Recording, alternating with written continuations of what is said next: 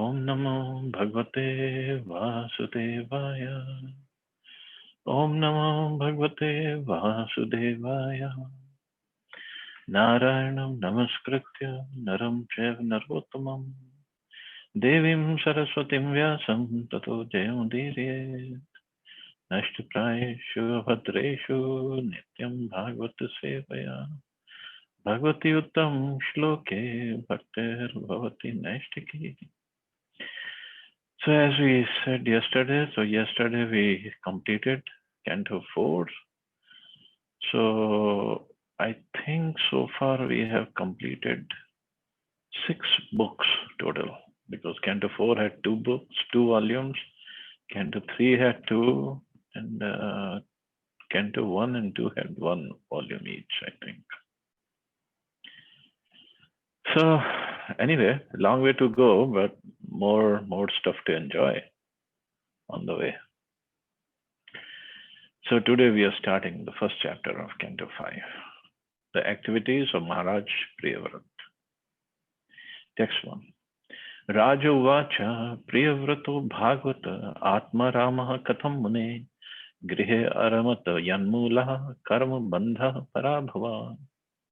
King Parikshit inquired from Shukdev Goswami, O great sage, why did King Priyavrat, who was a great self-realized devotee of the Lord, remain in household life, which is the root cause of the bondage of karma, fruitive activities, and which defeats the mission of human life? So, household life, for Grihimedis, yes, it defeats the mission of human life because the person gets more and more entangled, attached. But same household life, it is a Grihastha ashram. One can make tremendous progress spiritually. But King Parikshit inquired like that he was a self-realized devotee, but why did he remain in household life?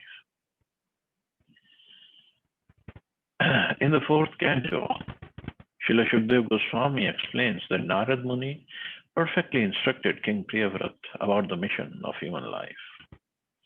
The mission of human life is to realize oneself and then gradually to go back home, back to Godhead. Since Narad Muni instructed the king fully on this subject, why did he again enter household life, which is the main cause of material bondage?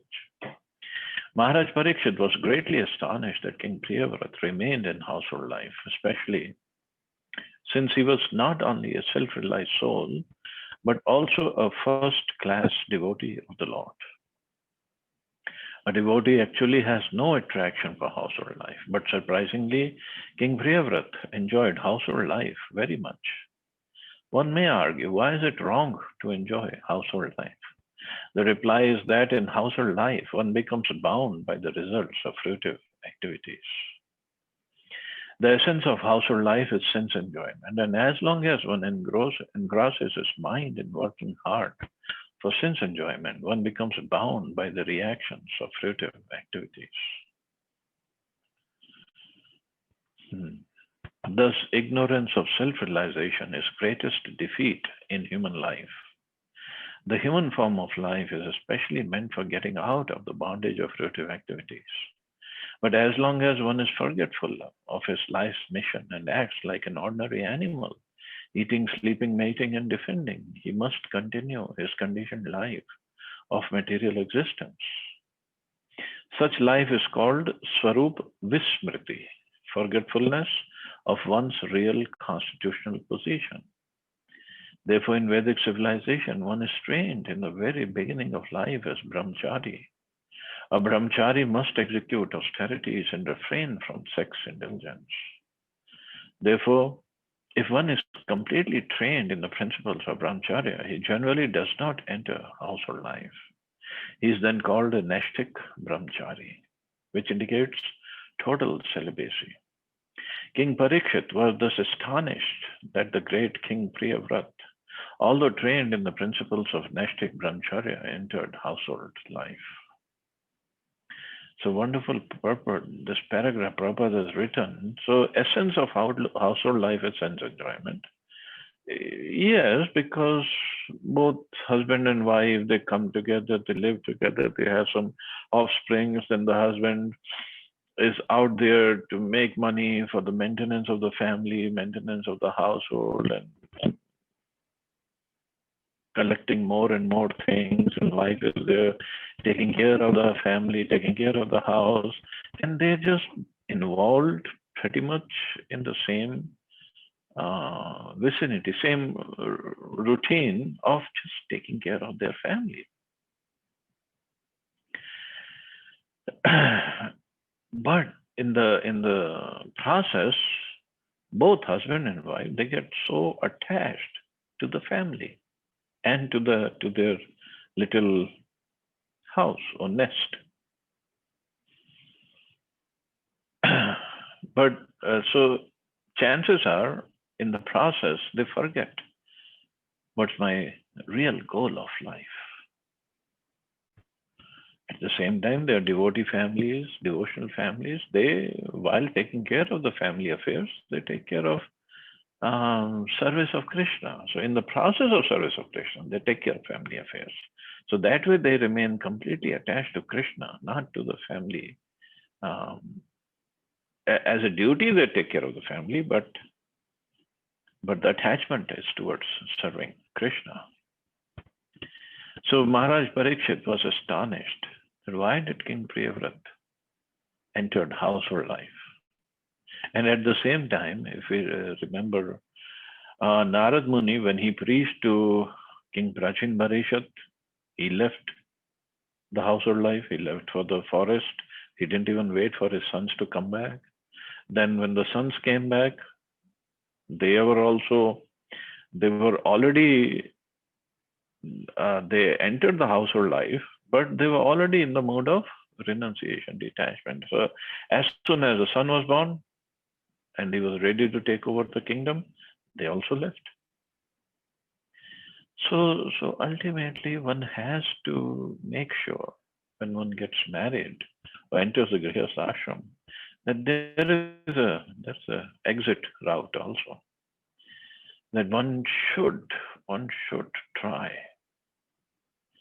to either remain in the Grihastha life, no problem, but engage in service of Krishna. If not, then try to go to forest or do some vanprasth activities, so one can figure out how to enter into my that real constitutional position, how to realize that, how to make progress spiritually.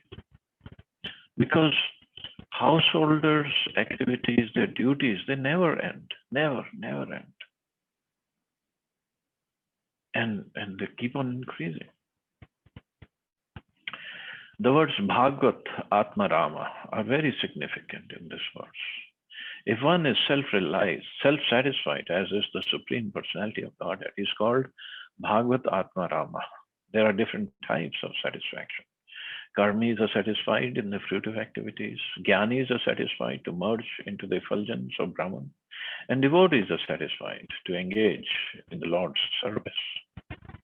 The Lord is satisfied because he is fully opulent, and one who is satisfied by serving him is called Bhagavat Atma Rama.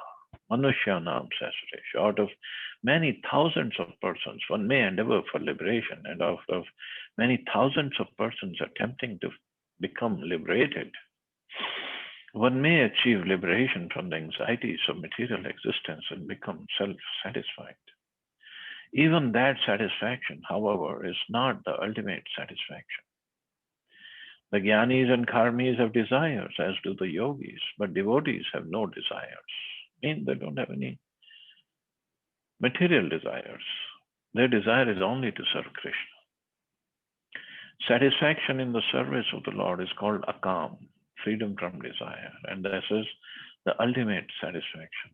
Therefore, Maharaj Parikshit inquired, how could one who was fully satisfied on the highest platform be satisfied with family life?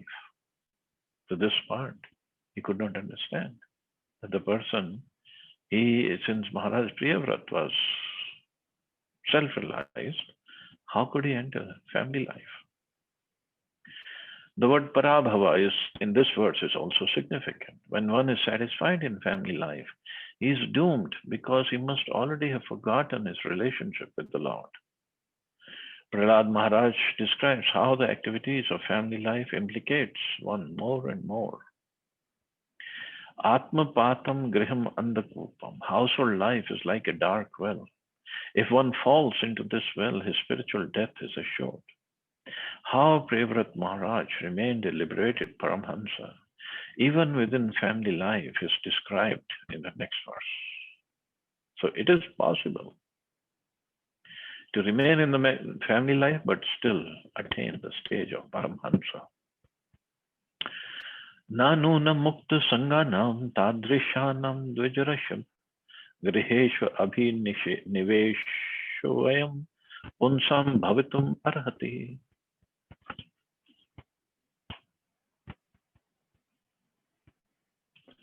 Devotees are certainly liberated persons.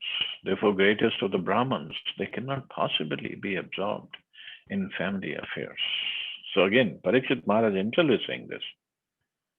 In Bhakti Rasamrit Sindhu, it is said that by executing devotional service to the Lord, one can understand the transcendental position of the living being and the Supreme Personality of Godhead. The Supreme Personality of Godhead cannot be understood by any means except bhakti. The Lord confirms this in Srimad Bhagavatam. Bhaktyaham ekya grahya. Only by executing devotional service can one appreciate me. Similarly, in Bhagavad Gita, Lord Krishna says, Bhaktya mam abhijanati. Simply by discharging devotional service, one can understand me. Thus, for a bhakta to become attached to family affairs is impossible, since a bhakta and his associates are liberated. Everyone is searching after ananda or bliss, but in the material world, there can never be any bliss. It is only possible in devotional service. Attachment for family affairs and devotional service are incompatible. Therefore, Maharaj Parikshit was somewhat surprised to hear that Maharaj Prevrat was simultaneously attached to devotional service and to family life. But like Prabhupada mentions in the purport, for a devotee, he is always in the bliss of devotional service. So even though he is in the family life, he is not attached. Example Prabhupada has given many times, just like a lotus flower. It's in the water, but it's never touched by water. Mehatam khalu viprarshe uttam shlokapadayo chaya nirvritta chittanam na kutumbe sprihamatihi. Elevated Mahatmas who have taken shelter of the lotus feet of the Supreme Personality of Godhead are fully satiated by the shade of those lotus feet. Their consciousness cannot possibly become attached to family members. Srila Narottam Das Thakur has sung Nitai Pad Kamala Koti Chandra Sushitala Ye Chayaya Jagat Judai. He describes the shade of the lotus feet of Lord Nityananda as being so nice and cooling that all materialists who are always in the blazing fire of material activities may come under the shade of his lotus feet and be fully relieved and satiated. The distinction between family life and spiritual life can be experienced by any person who has undergone the tribulations of living with a family. One who comes under the shelter of the lotus feet of the Lord never becomes attracted by the activities of family life. As stated in Bhagavad Gita, Param Drishtva Nivartate, one gives up lower engagements when he experiences a higher taste. Thus, one becomes detached from family life as soon as he comes under the shelter of the lotus feet of the Lord. So, detached from family life doesn't mean one hates family life or one gives up his responsibilities immaturely.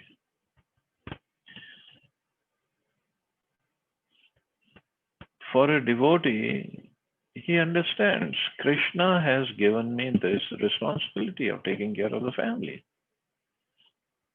But my higher goal is still to attain lotus feet of Krishna. So he tries to take care of both the duties, the responsibilities. If Krishna wants to give him another responsibility, that's up to him. Then Krishna will make the arrangements. That's a different story. But he tries to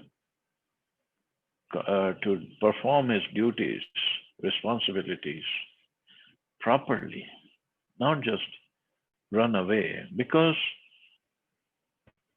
if Krishna has put us into this family life, and fortunately, most of this class is made of Grihasthas. So, if Krishna has put us in this situation, um, given us this responsibility of family members, and immaturely, if we try to run away, thinking, "Oh, this is too much. I have to just leave everything and run to Vrindavan or Mayapur or wherever." But then, since if we are not mature enough, the propensity to be in the family, it hasn't gone away yet. So that propensity might, it is quite possible, might take us to another family life. Maybe we'll get married again, or maybe we'll have whatever children, or again. It is possible because we are not mature enough yet. So so when Krishna makes the arrangements, just like Rup Goswami, Sanatan Goswami, they also wanted to leave everything and join Chaitanya Mahaprabhu. But Mahaprabhu stopped them. He said, no, no, no, right, not right now. Krishna will make the arrangements whenever he thinks it is okay. So till then, you continue on, carry on with your profession as well as family life. So then, when Krishna makes the arrangement, then the chances are, although the independence is still there, but the chances are one will not deviate. So immaturely, we should not try to run away. But as Purport was saying and Parikshit Maharaj is saying, family life, it just becomes too much botheration.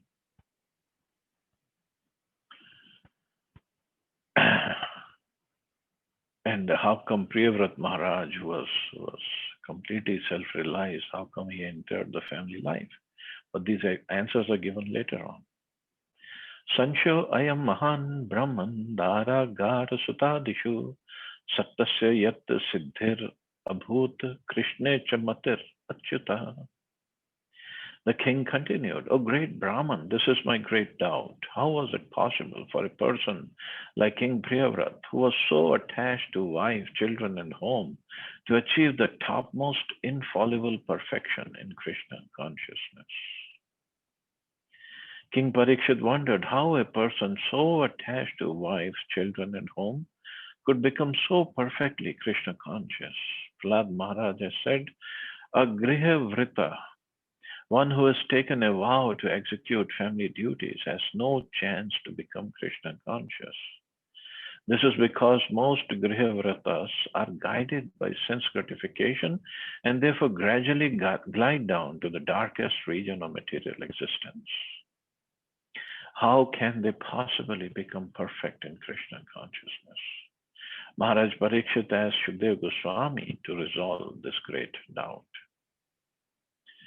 And if we remember Shukdev Goswami, when he was born, for 16 years he remained in the womb of his mother. He didn't want to come out. And his father, Ved Vyas, he tried to convince him. Shukdev Goswami was afraid, if I come out, I'll fall in Maya. And what kind of Maya? My father, he's a Grihastha, he will ask me to get married. And then Krishna had to personally come and convince Shukdev Goswami, okay, you come out, you will not fall in Maya, you'll always remain liberated. Then he came out. And as soon as he came out, he left the house. He said, I'm not staying here because if I stay here, I'll get involved with the family life. But somewhere I read, I have to do the research again, that Shukdev Goswami, he also had a family later on. I have to do the research. I think I read it somewhere a long time back. But anyway, so Maharaj Parikshit is asking Shukdev Goswami.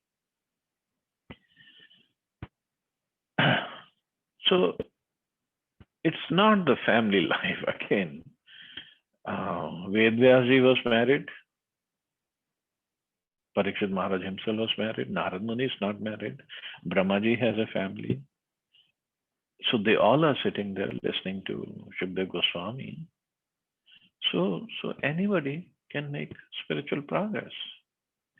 Of course, the term came in the previous purports, Nashtik Brahmachari. Nashtik Brahmachari means one who takes a vow that he'll always remain a Brahmachari, he'll never get married. And today being disappearance day of Srila Bhaktisiddhanta Saraswati Thakur, amazing personality, amazing personality. He was called a Singha Guru, Lion Guru. He could preach so powerfully. And he established so many things. So one thing that he did when he was in college, he made a club, like a society in the college among all the students. So that club was for the brahmacharis only. I forgot the name of that club that he gave. And the rule to enter to get the membership of that club was the one has to take a vow that he will remain brahmachari for the rest of his life, to enter that club and to take part in whatever discussions or debates or whatever they wanted to do. And of course, that time the debates were always on the scriptures. It wasn't like movie theaters or politics or cricket or something else they were going to debate upon. It was always on scriptures. And by the time, of course, Bhaktisiddhanta Saraswati Thakur, he was such an extraordinary student. So even while he was a student, he was getting offers of being a teacher, a professor. So he was afraid that if he graduates, if he completes his graduation, he will be forced, he will be asked by so many people to take up teaching profession, and he didn't have his heart into it because he wanted to go out and preach. So he didn't really graduate. But so towards the end of the college, so he was the only person remained of that club, because everybody else either got married or they had a desire to get married. So being a Nashtik Brahmachari is not that easy. And Brahmacharya doesn't mean only that no family life, no sex. Actually, Brahmachari means Brahma Acharti iti Brahmachari. Brahma Acharti means who's always engaged in spiritual activities. Always. So that is the real definition of Brahmachari. So not even in thought one should think of any opposite sex or any ladies. And other spiritual practices. Text 5. Shri Shukavacha Balamuktam Bhagvat Uttam Shlokasya Srimad Charanaravindam Akarandaras Aveshit Chetaso Bhagvat Paramhans Dait Katham Kinchid Antarayaya Vihatam Swam Shivatamam Badvina Prayan Hinvanti. Now, this shloka and many other shlokas, especially in fifth canto, they are like this. So that is why one thing, and one such shloka also appeared in the fourth canto. It wasn't like the regular shlokas that we read. So the point is, it says in Srimad Bhagavatam there are 18,000 shlokas. But if you calculate, if you take a calculator and go through all the verses of Srimad Bhagavatam, go online, you can check, it doesn't add up to 18,000. So many times devotees say, how come it says 18,000, but it doesn't add up? Because these shlokas here, and especially in fifth canto, there are so many shlokas like that. It's not just one shloka. Of course, it says fifth canto, first chapter, fifth verse, but it's made up of 2 or 3 shlokas according to the rules of grammar. So that's how, if we break them properly, then the total comes out to be exactly 18,000. So scriptures, they don't lie. It's not like about 18,000 verses or almost 18,000. No. It's exactly 18,000. Sri Shukdev Goswami said, what you have said is correct. The glories of the Supreme Personality of Godhead, who's praised in eloquent, transcendental verses by such exalted personalities as Brahma, are very pleasing to great devotees and liberated persons. One who is attached to the nectarian honey of the Lord's lotus feet, and whose mind is always absorbed in his glories, may sometimes be checked by some impediment, but he still never gives up the exalted position he has acquired. One who is attached to the nectarian honey of the Lord's lotus feet may sometimes be checked by some impediment, but he still never gives up the exalted position. So let's see what Prabhupada says. Sri Shukdev Goswami accepted both of King's propositions that a person who is advanced in Krishna consciousness cannot embrace materialistic life again, and that one who has embraced materialistic life cannot take up Krishna consciousness at any stage of his existence. Although accepting both these statements, Srila Shukdev Goswami qualified them by saying that a person who has once absorbed his mind in the glories of the Supreme Personality of Godhead may sometimes be influenced by impediments, but he still does not give up his exalted devotional position. So this happens. Impediments are part of a devotional service. Why impediment? There are many reasons. Prabhupada explains later. But a person who has developed some attachment for the service of the Lord, for the glories of the Lord, for chanting the holy names of the Lord, he just cannot give up. Sooner or later, he'll come back to his position. According to Srila Vishwanath Chakravarti Thakur, there are 2 kinds of impediments to devotion service. The first is an offense at the lotus feet of a Vaishnava. This is called Vaishnava Aparad. Chaitanya Mahaprabhu warned his commit Vaishnava, mad elephant offense. When a mad elephant enters a beautiful garden, similarly, the power of Vaishnava Aparad is so great that even an advanced devotee becomes almost devoid of his spiritual assets if he commits it. So even an advanced devotee becomes almost devoid of his spiritual assets if he commits a Vaishnava Aparad. So anybody can commit Vaishnava Aparad.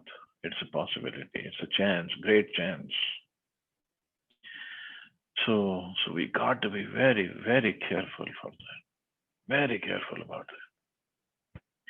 Since Krishna consciousness is eternal, it cannot be destroyed altogether, but advancement may be checked for the time being. Thus, Vaishnava aparadha is one kind of impediment to devotional service. And it's a big impediment, actually. Sometimes, however, the Supreme Personality of Godhead or his devotee desires to impede one's devotional service. Now that's a very revolutionary statement. So sometimes the Supreme Personality of Godhead or his devotee desires to impede one's devotional service. Why would they do that? For example, Hiranyakashipu and Hiranyaksha were formerly Jay and Vijay, the gatekeepers in Vaikuntha.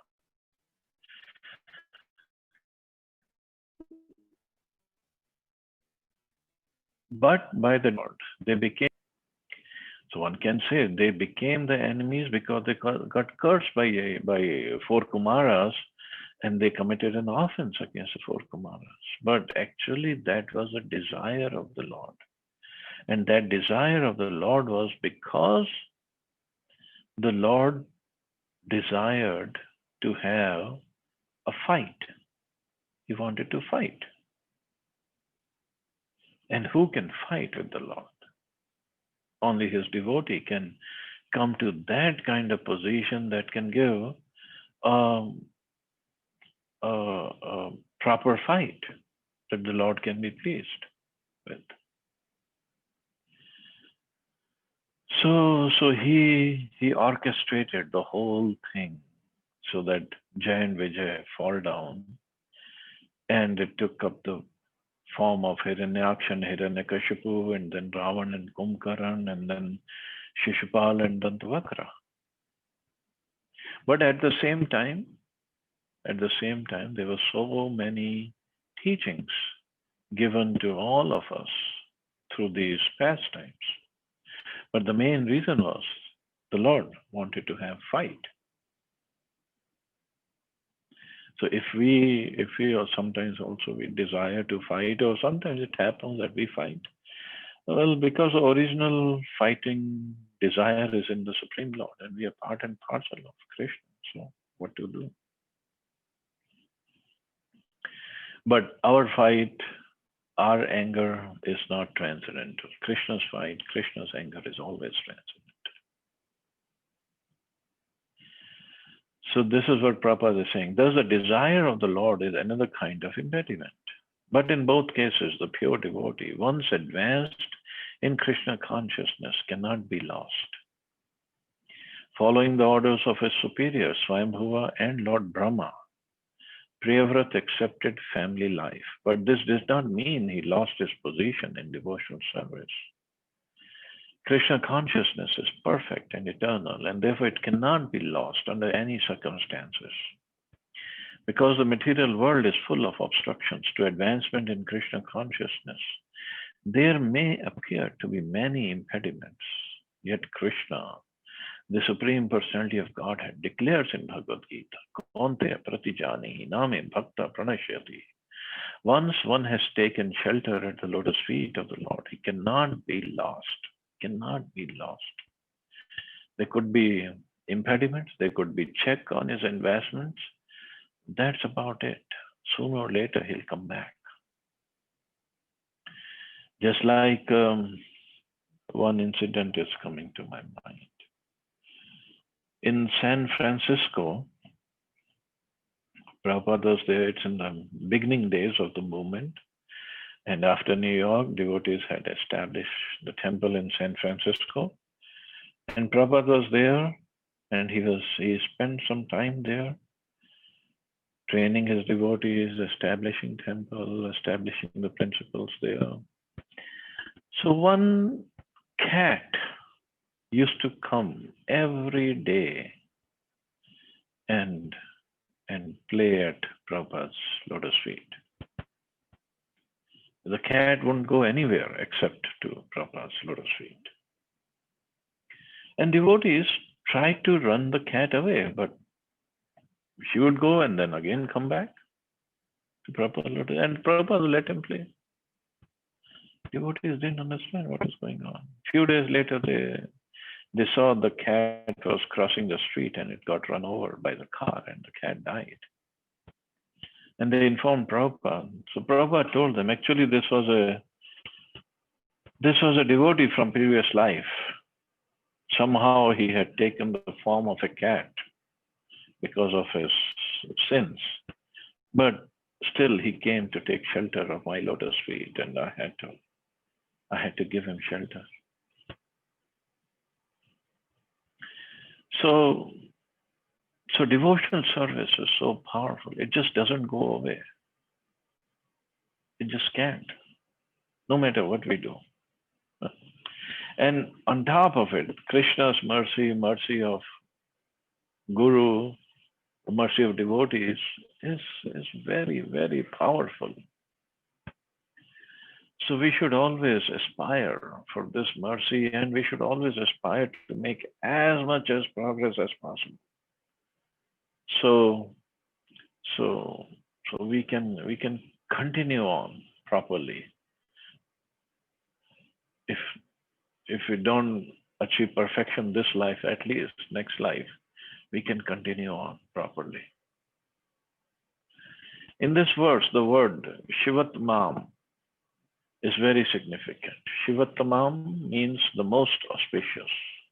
The devotional path is so auspicious that a devotee cannot be lost under any circumstances. This is described in the Srimad Bhagavad Gita by the Lord himself. My dear Arjuna, for a devotee, there is no question of being lost either in this life or in the next. The Lord clearly explains how this is so. By the order of the Lord, a perfect devotee sometimes comes to this material world like an ordinary human being. Because of his previous practice, such a perfect devotee naturally becomes attached to devotional service, apparently without any cause. Despite all kinds of impediments due to surrounding circumstances, he automatically perseveres in devotional service and gradually advances until he once again becomes perfect. Bilmangal Thakur had been an advanced devotee in his previous life, but in his next life he became greatly fallen and was attached to a prostitute. Suddenly, however, his entire behavior was changed by the words of the very prostitute who had so much attracted him, and he became a great devotee. In the line of exalted devotees, there are many such instances, proving that once one has taken to the shelter of the lotus feet of the Lord, he cannot be lost. He just cannot be lost. So Krishna will bring him back sooner or later. The fact is, however, that one becomes a devotee when he is completely freed from all reactions to sinful life, as Krishna states in Bhagavad Gita. Persons who have acted piously in previous life and in this life, whose sinful actions are completely eradicated and were freed from the duality of illusion, engage themselves in my service with determination. On the other hand, as Prahlad Maharaj said, a person who's too attached to materialistic family life, home, family, wife, children, and so on, cannot develop Krishna consciousness.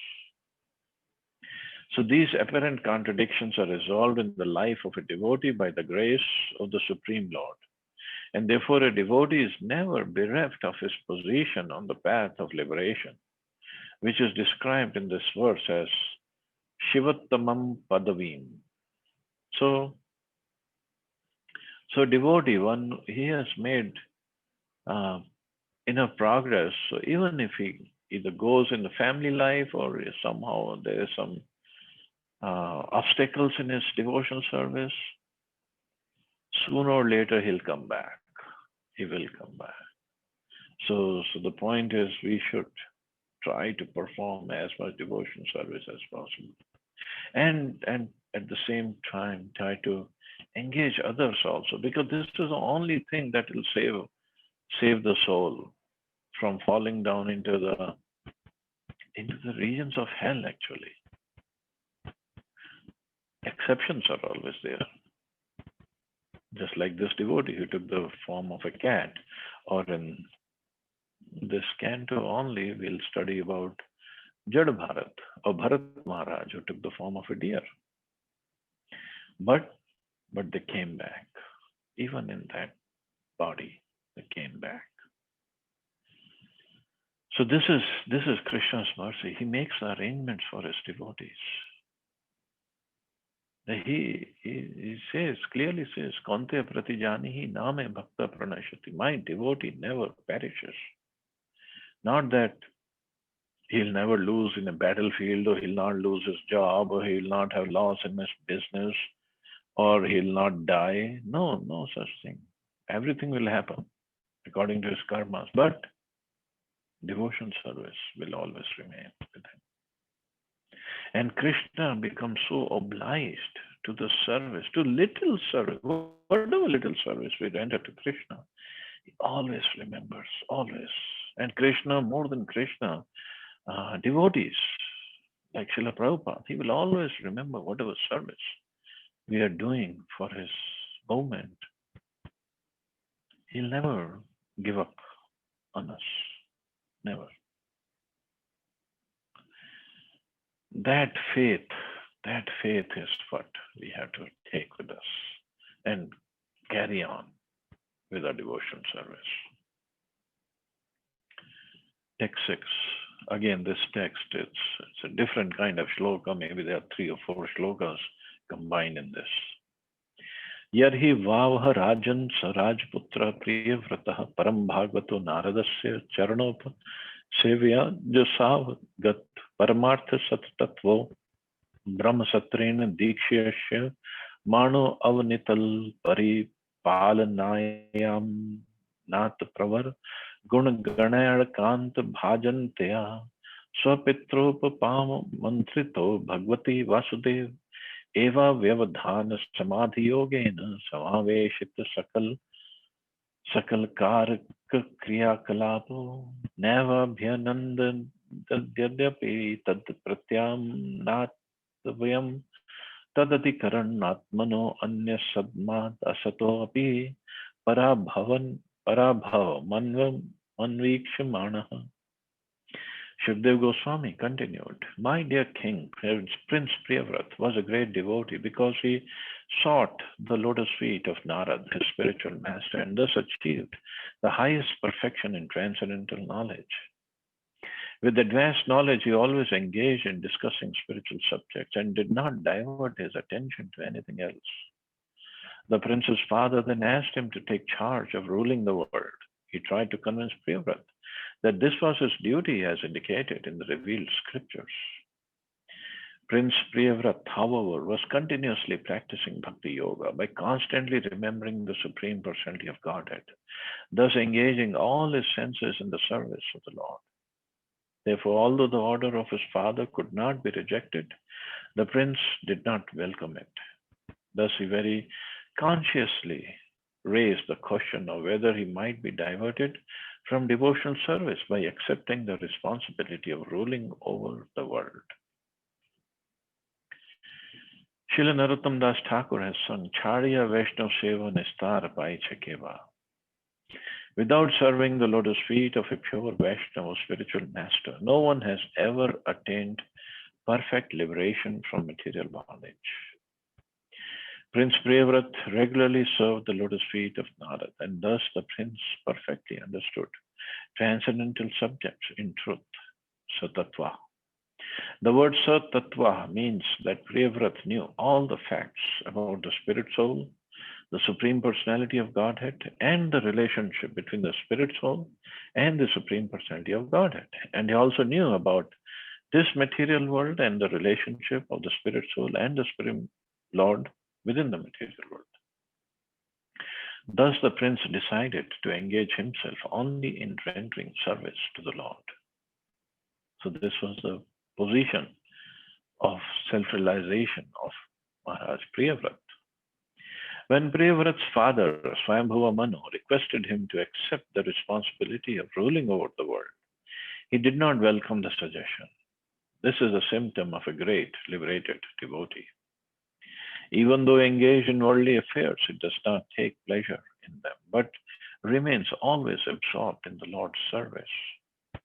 While thus serving the Lord, he deals externally with worldly affairs without being affected.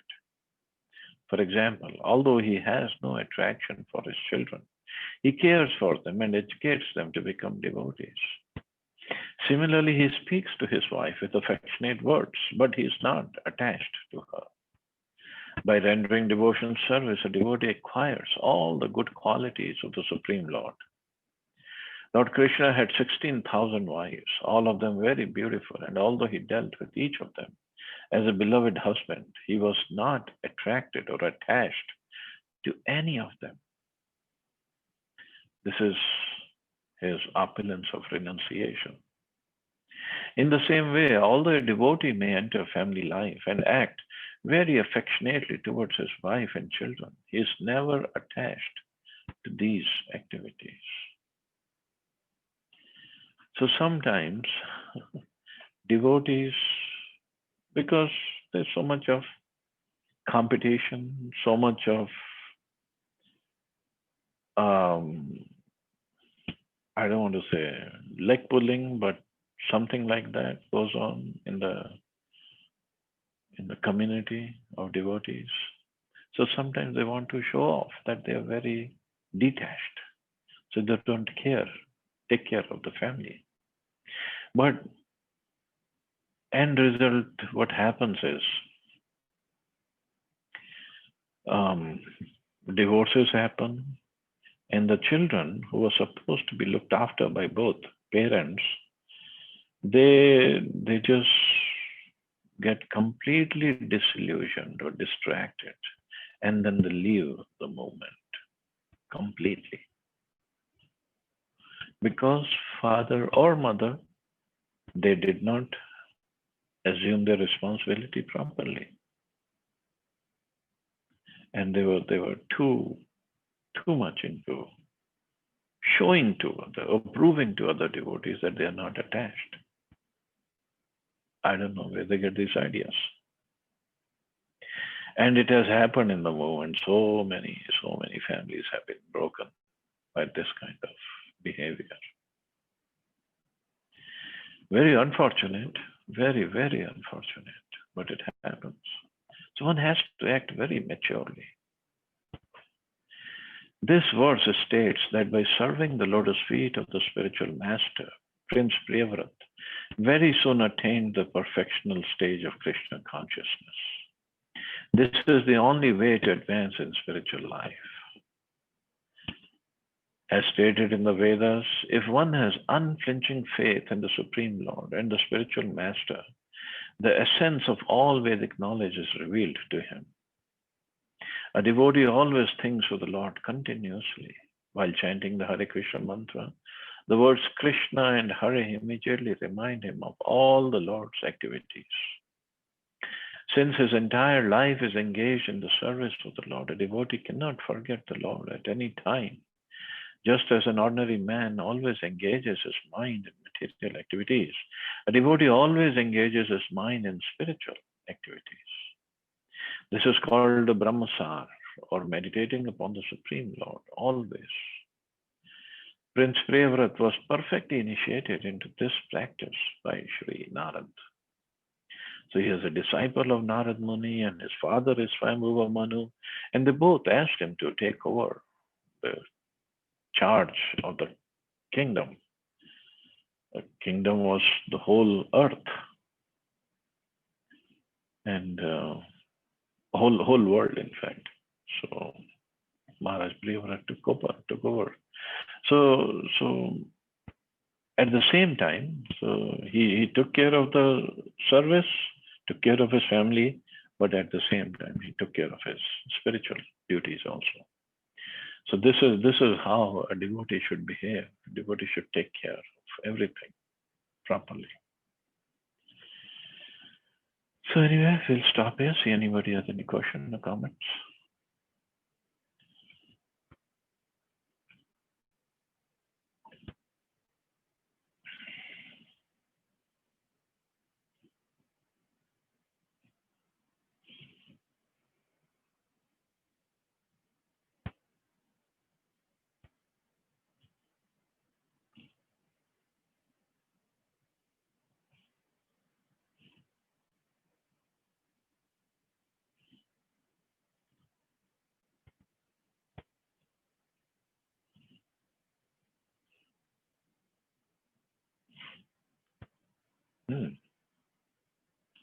Looks like everybody agrees on everything. Okay. So thank you all. You all have a wonderful and safe day. Hare Krishna. Jai Shri Hare Ram. Krishna, Jai Srila Prabhupada. Thank Jai you. Srila